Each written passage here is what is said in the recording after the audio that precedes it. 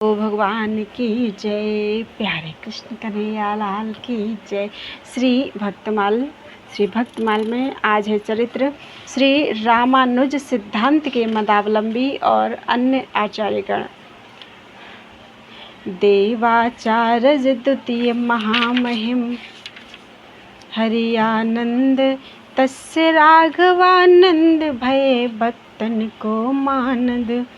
पृथ्वी पत्रावलंब करी काशी अस्थाई, चारि बरन आश्रम सबही को भक्ति दृढ़ाई। तिनके रामानंद प्रगट विश्व मंगल जिन बपु धर्यो, श्री रामानुज पद्धति प्रताप अवनि अमृत होए अनुसर्यो। श्री देवाचार्य जी द्वारा श्री रामानुजाचार्य की पद्धति अर्थात विशिष्टाद्वैत सम्मत श्री संप्रदाय का प्रताप संसारी जीवों को भक्ति रूप जीवन देने के लिए अमृत के समान कल्याणकारी होकर पृथ्वी पर फैला। देवगुरु बृहस्पति के समान महामहिमा वाले दूसरे आचार्य श्री हरियानंद जी हुए।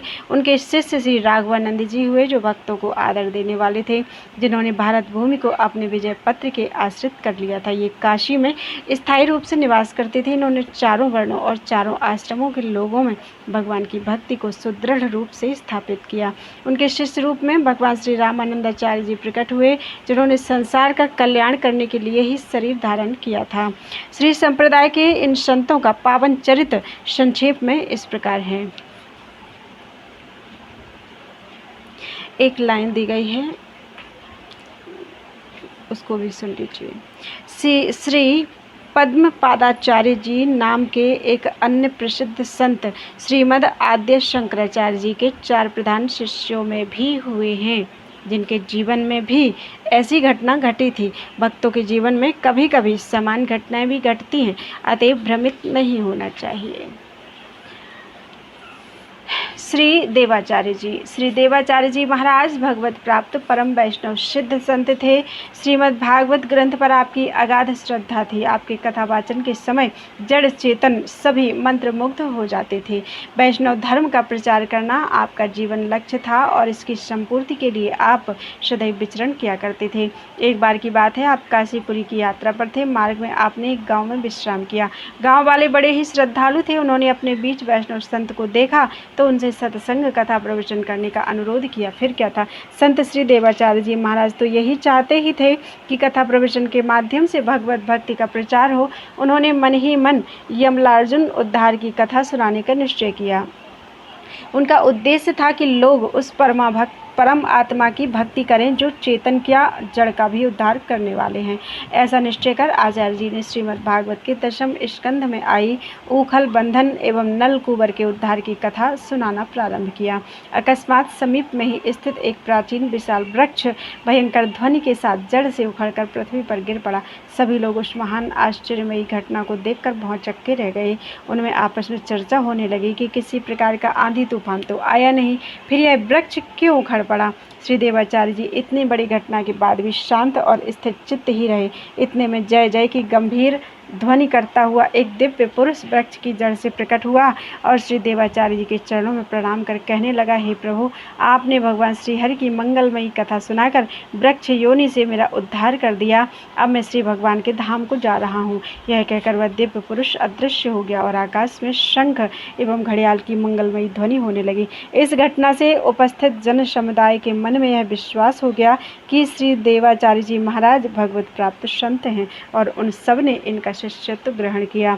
इस प्रकार श्री देवाचार्य जी ने अनेक स्थानों का भ्रमण कर लाखों लोगों को भगवत भक्त बनाकर उनका कल्याण किया।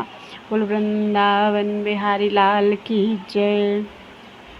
अगला चरित्र है श्री हरियानंद जी। परम वैष्णव संत श्री हरियानंद जी महाराज श्री आनंदाचार्य जी के महाराज के शिष्य थे। आप सदा भगवान श्री हरि की भक्ति में लवलीन रहा करते थे, इसलिए आपके गुरुदेव ने आपका नाम हरियानंद रख दिया। भगवत भजन और भगवान नाम स्मरण करते करते आप स्वयं भगवत स्वरूप हो गए। आपके दर्शन से प्राणियों को बहुत सुख मिलता। भगवत विमुख जीव भी आपका दर्शन करके भगवत भक्त बन जाते थे। आपने अनेक स्थानों पर भ्रमण करते हुए बहुत से शिष्य बनाए और भगवत भक्ति का प्रचार प्रसार किया। एक बार आप महाप्रभु भगवान जगन्नाथ जी का दर्शन करने भगवत धाम श्री जगन्नाथपुरी की यात्रा पर जा रहे थे। आपके साथ और भी बहुत से वैष्णव भक्त थे। उस समय जगन्नाथपुरी में भगवान श्री जगन्नाथ जी की रथ यात्रा का महोत्सव चल रहा था।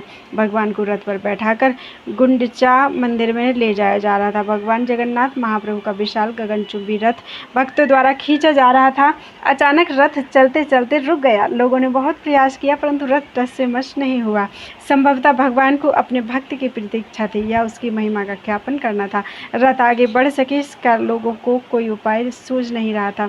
तभी श्री हरियानंद जी भीड़ से निकलकर आगे आए और सबको सुनाकर कहा कि आप लोग रथ को छोड़कर दूर हट जाएं, यह रथ स्वयं चलेगा। श्री हरियानंद जी महाराज की बात सुनकर उपस्थित जन समुदाय रथ छोड़कर अलग हट गया। आश्चर्य, रथ अपने आप चलने लगा और 100 कदम तक अपने आप चलता रहा। उपस्थित जन समुदाय में महाप्रभु जगन्नाथ जी स्वामी के साथ साथ श्री हरियानंद जी महाराज की भी जय जयकार होने लगी। सबने मान लिया कि ये कोई सिद्ध संत हैं। भगवान ने इन्हीं के लिए अपना रथ रोक रखा था। संपूर्ण जन समुदाय इनका शिष्य बन गया। इसी प्रकार श्री हरियानंद जी महाराज ने बहुत से लोगों को अपना शिष्य बनाया और उन्हें भगवत धाम भगवत भक्ति के मार्ग में लगाया। बोलो वृंदावन बिहारी लाल की जय।